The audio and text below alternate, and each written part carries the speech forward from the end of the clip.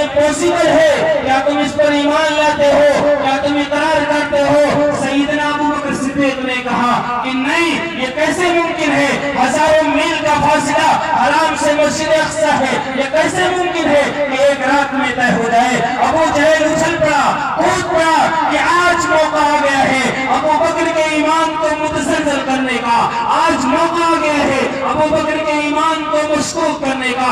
فرمایا ابن ابی قحافہ، اے قحافہ کے بیٹے، تمہیں یہ معلوم ہے یہ بات کون کہہ رہا ہے؟ فرمائے نہیں، مجھے نہیں معلوم۔ فرمائے یہ تمہارے دوست محمد کہہ رہے ہیں۔ قربان چاہیے سیدنا ابو بکر صدیق کی صداقت پر کہ ایک لمحہ سوچنا بھی گوارا نہیں کیا۔ فرمایا 100% یہ بات سچی اور پکی ہے، میرا نبی سب کچھ کر سکتا ہے، اگر میرے نبی کی بات زبان سے نکل رہی ہے تو 100% صحیح ہے، ذرہ برابر اسی میں کسی بھی طریقے کی دروغگوئی اور جھوٹ نہیں۔ میرے دوست اور بزرگوں، میری ماں اور بہنوں، آج اسی ایمان کو ہمیں اور آپ کو اپنے دلوں کے اندر پیدا کرنے کی ضرورت ہے۔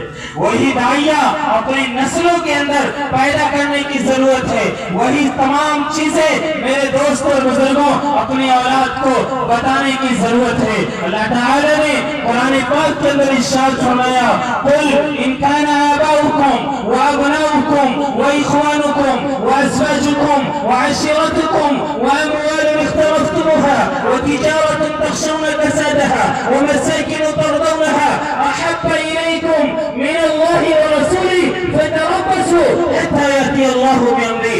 آپ کہہ دیجئے کہ اگر تمہاری اولاد، تمہارے بیوی بچے، تمہارے شوہر، تمہارے بھائی، تمہارے گھر خاندان، تمہاری تجارت، تمہارا کاروبار، تمہارے مکانات، ہر چیز جو تمہیں اپنے پاس موجود ہے، یہ ساری چیزیں اللہ اس کے رسول کے مقابلے میں زیادہ محبوب اور پسندیدہ ہیں۔ فَتَرَبَّصُوا حَتَّىٰ يَأْتِيَ اللَّهُ بِأَمْرِهِ، تو انتظار کرو اللہ اپنا فیصلہ لے کر کے تمہارے سامنے آ جائے۔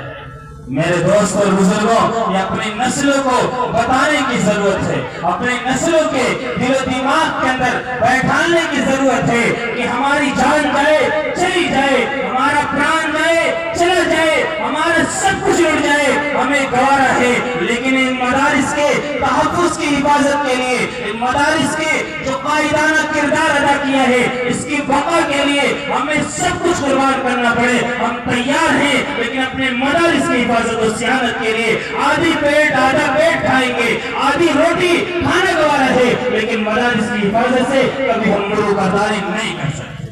اپنے مدرسے کو محفوظ رکھنے سے کبھی ہم سرکوبی نہیں کر سکتے، کبھی سرتابی نہیں کر سکتے، ہم کبھی بھی اپنے قدم کو پیچھے نہیں ہٹا سکتے۔